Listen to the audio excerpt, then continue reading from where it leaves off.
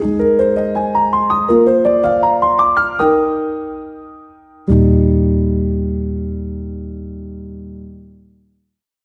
Bapak Ibu dan Saudara yang terkasih dalam Tuhan, senang kita bisa berjumpa lagi dalam Sapaan Gembala hari ini.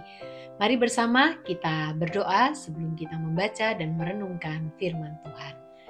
Tuhan, pimpinlah dan tuntunlah setiap kami ketika kami akan membaca dan merenungkan sebagian dari firman-Mu. Kiranya firman-Mu ini boleh menjadi pelita dan terang bagi jalan kami, untuk kami boleh menjalani kehidupan kami sepanjang hari ini. Terpujilah nama-Mu Tuhan, demi nama Tuhan Yesus kami berdoa. Amin. Bapak, Ibu, dan Saudara yang terkasih dalam Tuhan, landasan firman Tuhan pada hari ini terambil dari Mazmur pasal 6. Tetapi saya akan membacakan buat kita sekalian Mazmur 6 ayatnya yang ke-10. Tuhan telah mendengar permohonanku, Tuhan menerima doaku. Tuhan telah mendengar permohonanku, Tuhan menerima doaku. Seorang bijak satu kali berkata, cepat atau lambat, Allah akan membawa umatnya merasa memiliki segalanya ke tempat di mana mereka tidak memiliki apapun selain Dia. Tanpa kekuatan, tanpa penjelasan, tanpa apapun kecuali Dia. Tanpa pertolongan Allah, mereka akan hancur. Bapak, Ibu, dan Saudara yang terkasih dalam Tuhan, lalu seorang ini bercerita tentang seseorang yang putus asa dan mengeluh kepada pendetanya. Orang ini berkata, hidup saya benar-benar hancur. Seberapa parah? Tanya pendeta itu. Sambil menutupi kepalanya dengan tangannya, ia meratap, sangat parah.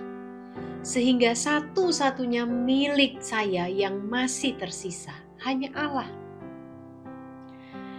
Wajah sang pendeta ini justru berseri-seri mendengarkan apa yang dikatakan oleh orang ini.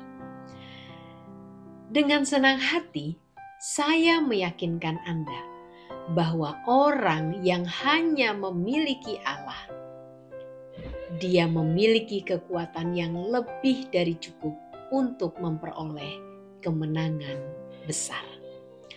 Bapak, Ibu, dan Saudara yang terkasih dalam Tuhan, mungkin kita juga pernah ada di satu titik yang demikian, di mana kita merasa bahwa pergumulan atau kesulitan yang sedang kita hadapi membuat kita merasa bahwa kita tidak memiliki apapun di dalam dunia ini. Mungkin itu orang-orang di sekitar kita, mungkin itu harta benda yang kita miliki, ataupun pertolongan-pertolongan manusia yang kita harapkan. Semuanya tidak ada. Satu-satunya yang tersisa hanyalah Tuhan. Saudara-saudara, Mazmur yang kita baca ini adalah Mazmur yang dituliskan oleh Daud, di mana Daud mengungkapkan isi hatinya kepada Tuhan. Dia meminta belas kasihan Tuhan. Dan Daud juga bertanya kepada Tuhan, berapa lama lagi dia harus merana dan menderita, di dalam ayatnya yang ketiga hingga ayat yang keempat. Saudara, sepanjang hidupnya Daud berkali-kali menghadapi mara bahaya, menghadapi ancaman, menghadapi pergumulan atau kesulitan-kesulitan yang berat. Dan ketika dia menggembalakan ternak pun, ancaman binatang buas yang siap menerkam domba-dombanya, bahkan mungkin siap mengancam nyawa Daud, juga selalu ditemuinya. Belum lagi ketika ia dikejar oleh Raja Saul yang ingin membunuhnya, bahkan masih begitu banyak pergumulan Daud yang lainnya.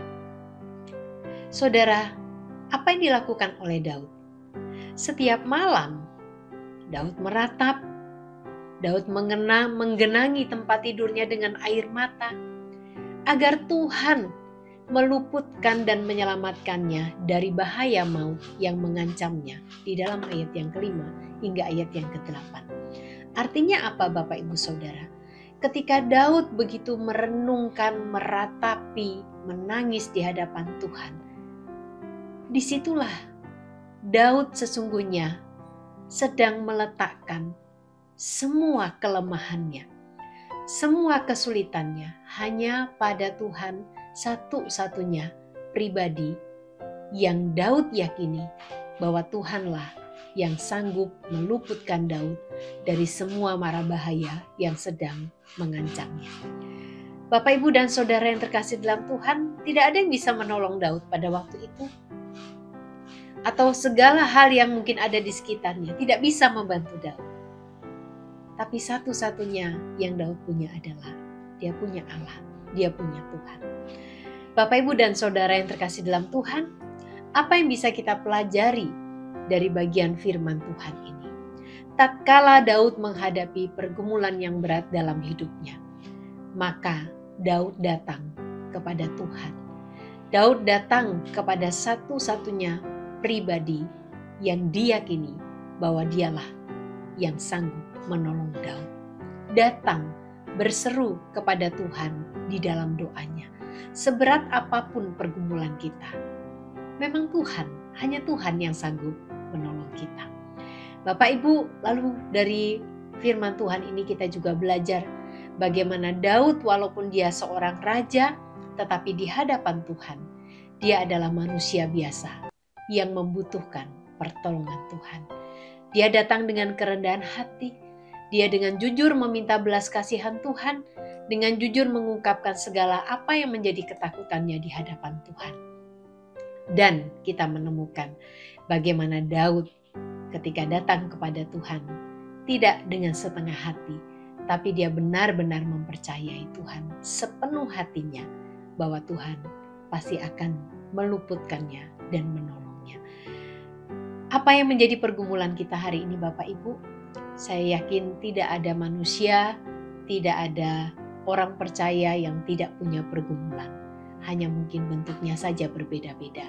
Tapi hari ini kita belajar, mari, apapun dalam dunia ini mungkin boleh hilang, boleh tidak ada. Tapi jangan sampai Tuhan tidak ada di hidup kita. Tuhan memberkati kita sekalian. Mari kita berdoa. Tuhan, terima kasih Engkau selalu menjadi sahabat bagi kami, sahabat yang tak pernah meninggalkan kami, sahabat yang selalu ada siap untuk menolong kami. Terima kasih Tuhan, karena Engkau menjadi milik kami dan kami Kau jadikan sebagai milik-Mu. Demi nama Tuhan Yesus kami berdoa dan kami menyerahkan kehidupan kami sepanjang hari ini.